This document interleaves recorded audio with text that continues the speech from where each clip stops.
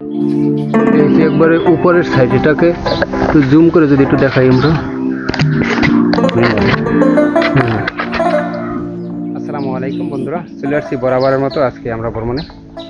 আজকে আপনাদেরকে আমি দেখাবো সেই পুরনো, প্রায় 5 থেকে 600 বছর পুরনো ঘসিটি বেগম মসজিদ। তো আপনারা যদি গুগলে সার্চ দেন তাহলে দেখতে পাবেন ঘসিটি বেগম মসজিদ। আর এই ঘসিটি বেগম আপনারা জানেন যে ঘসিটি বেগম ছিল যে ইতিহাস থেকে জানা যায় যে সিরাজউদ্দৌলার খালার নাম, যিনি সিরাজউদ্দৌলার সাথে বিশ্বাসঘাতকতা করেছে, দুর্নামবারি করেছে, সেই ঘসিটি বেগমের নামে এই মসজিদটা। তো আমরা এখান থেকে স্থানীয়র কাছ থেকে জানবো যে আসলে তার নামেই কি ঘসিটি বেগম করা হয়েছে কিনা। তো দেখুন একবারে বুঝছেন, একবারে এই যে পাতলা ইটগুলা, এগুলো প্রায় 500 বছরের পুরনো ধারণা করা যায়। 500 বছর, 200 বছর, 250 বছর এর আগে যে ইটগুলো ছিল সেটা হচ্ছে চওড়া, এরকম চওড়া ছিল, লম্বা ছিল। কিন্তু এর আগের মসজিদগুলো, নবাব সিরাজউদ্দৌলার অনেক আগের ইটগুলো থাকতো একবারে পাতলা।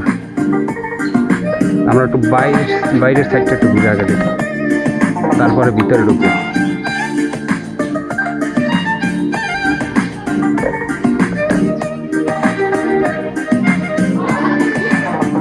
এটা হচ্ছে মসজিদের পিছনের সাইড।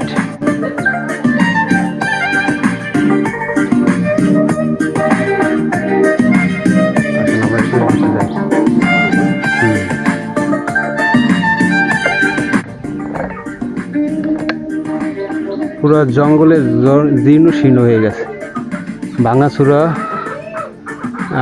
লতা পাতা একবারে জড়াই ধরছে তাকে।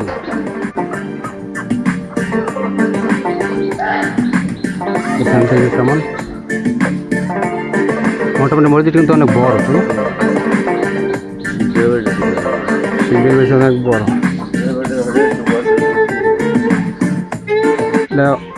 মিনিমাম আমি আর ধারণা যে করি যে মিনিমাম 600 বছর পুরনো, কারণ সম্রাটদের আমলে এই সমস্ত মসজিদ করা হয়তো।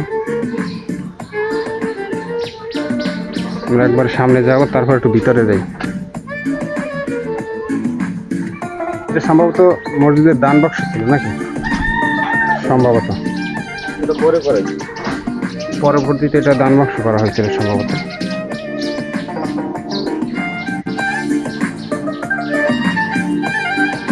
আর এটা পরবর্তীতে করা হয়েছিল ওঠার জন্য, মসজিদে ওঠার জন্য। আমরা একটু পুরো ভিউটা নেই মসজিদের। এটা হচ্ছে সামনের সাইড।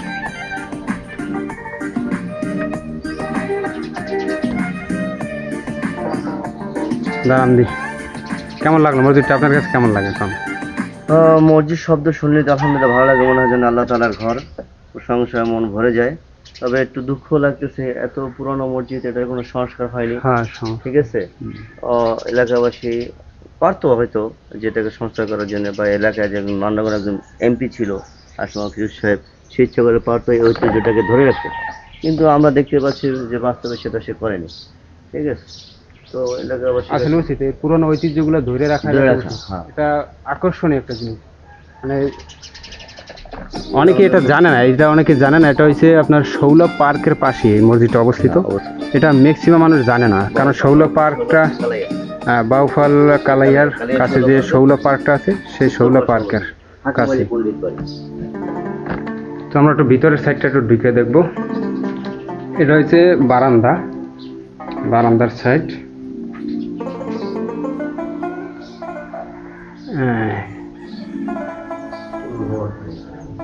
রডবিহীন উপরের সাইড, এটা হলো।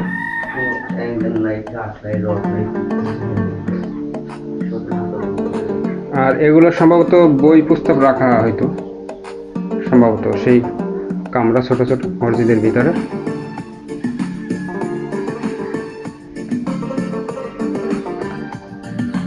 আর দেখুন কি ভয়ঙ্কর অবস্থা, দেয়াল ভাঙে পড়ে দেখতেছে। এই যে উপরের সাইড, যে কোনো সময় মনে হয় যে ভেঙে পড়তে পারে সেই অবস্থা।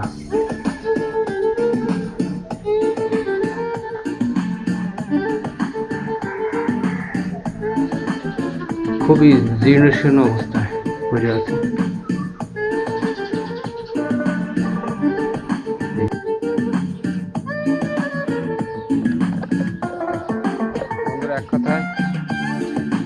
অসাধারণ একটা মসজিদ, যেটা প্রায় 600 বছরের পুরনো হবে, মিনিমাম 600 বছরের পুরনো।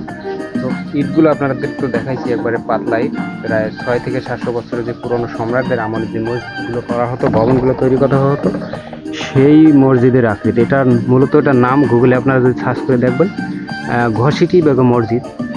যার নামে যিনি ঘসিটি বেগম ছিলেন, তিনি ছিল যে নবাব সিরাজউদ্দৌলার খালা ঘসিটি বেগম, তার নামে মূলত এই মসজিদটা তৈরি করা হয়েছে।